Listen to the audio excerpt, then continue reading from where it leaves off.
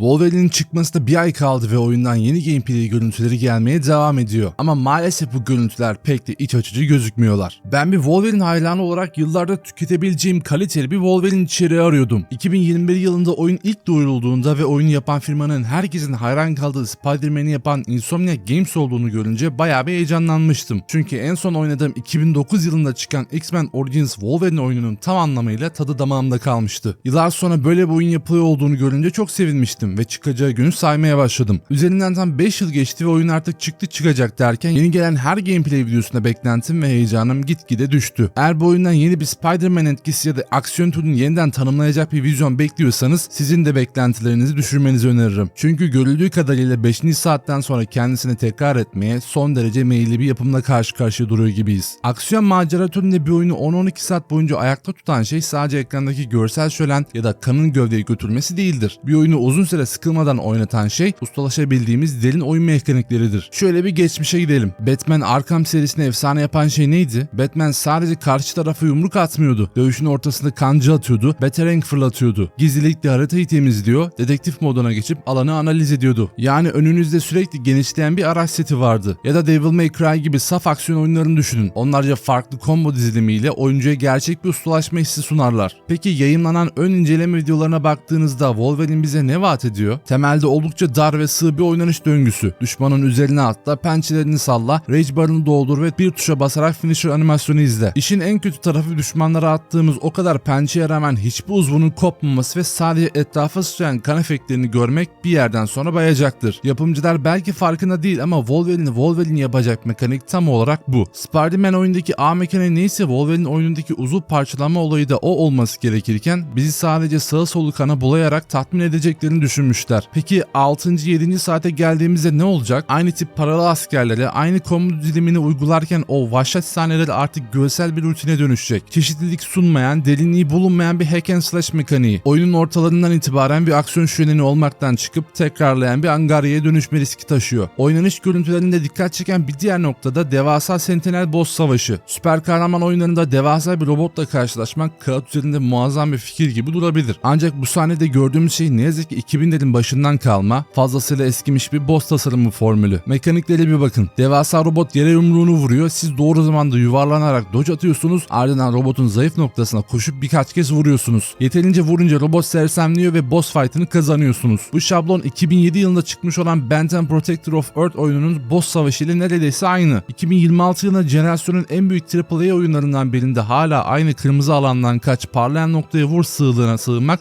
ciddi bir vizyon eksikliği. Wolverine gibi rakiplerinin doğrudan üzerine atlayan zırhları yara ilerleyen organik ve dinamik bir karakterin şablonlara hapsedilmiş ritmik ve tamamen ezbere dayalı boss dövüşüne sokulması büyük bir hayal kırıklığı. Insomniac Games adını duyduğumuzda hepimizin zihninde canlanan ilk şey neydi? Spider-Man'deki o muazzam dikey özgürlük, binaların arasındaki süzülme hissi ve koca bir şehri oyun alanına çevirme yeteneği. Oyuncuyu haritanın merkezine koyan ve ona devasa bir hareket alanı sunan bir vizyon vardı. Peki Wolverine videolarında ne gördük? Tam tersi bir tasarım tercihi. Oyun açık dünya değil. Çizgisel koridorlarda, askeri tesislerin dar odalarında ve çizim hatları belli orman patikalarında geçiyor. Serbest bir zıplama tuşunun bile olmadığı, sadece oyunun izin verdiği belirli etkileşim noktalarında engellerden atlayabildiğiniz bir yapı var karşımızda. 2026 yılında çıkan bir AAA oyunda karakterinizin önündeki 1 metrelik çitin üzerinden bile kendi iradenizle atlayamaması modern bir oyun tasarımı değil, aksine 2010'da kalmış eski nesil bir kısıtlama. Buradaki asıl çelişki ise karakterin kendisinde yatıyor. Doğada iz süren, koku takibi yapan, çevresini bir avcı gibi kullanan yırtıcı bir mutantı alıp dar koridorlara hapsetmek, oyuncunun çevresiyle kuracağı bağı ve o vahşi özgürlük hissini tamamen elinden alıyor. Tabii ki de gidip neden açık dünya Wolverine oyunu yapmanız gibi bir eleştiride bulunmuyorum. Oyunun yapısı gereği zaten uygun da değil. Ancak bize o serbestlik hissini verecek bir alan tanıması gerekiyor. Spider-Man'de bize sunulan o özgürlükten sonra Wolverine'de klostrofobik koridorlarda takılmak ciddi bir geri adım. Özellikle unutmamamız gereken şeylerden birisi de Spider-Man oyununun bu kadar çok sevilme sebebi tamamıyla inanılmaz akışkan ve eğlenceli olan ağ atma mekaniği ile şehirde dolaşmak. Oyunun ağ mekaniği ve kombatlarının bu kadar iyi olması sebebiyle vasat bir senaryoya sahip olması bile göze batmadı. Ama Wolverine'de eğer ki vasat bir oynanış mekaniği olacaksa bu sefer de hikayenin ve sinematiklerin üst düzey olması gerekiyor. Fakat dediğim gibi Insomniac'ın oyunlarını düşününce ne yazık ki ne gameplay ne de hikayesiyle ön plana çıkacak bir oyun geliyor gibi hissettirmiyor. Son olarak işin madalyonun diğer yüzündeki boyutuna, yani oyun basınının Insomniac Games'e karşı beslediği o koşulsuz sevgi sevgiye bakmak gerekiyor. Oyun dünyasında bazı stüdyolar vardır. Ne yaparlarsa yapsınlar basın gözüne bir nevi dokunulmazlık kazanırlar. Spider-Man 2 örneğini hatırlayın. Kötü bir oyun kesinlikle değildi. Ancak ilk oyunun üzerine çok az şey konması, tekrarlanan yan görevleri ve hikaye temposundaki aksaklıklara rağmen basından 90 Metascore almayı başardı. Wolverine çıktığında da tam olarak benzer bir tablo göreceğiz. Oyun basının arkasında büyük bir Sony bütçesi, kusursuz cilalanmış grafikler ve Insomniac imzası gördüğü an oyuna otomatik olarak 8.5 veya 9 puanları basacak. Yılın oyun adaylıkları havada uçuşacak. Ancak günün sonunda biz oyuncular 60-70 dolar ödeyip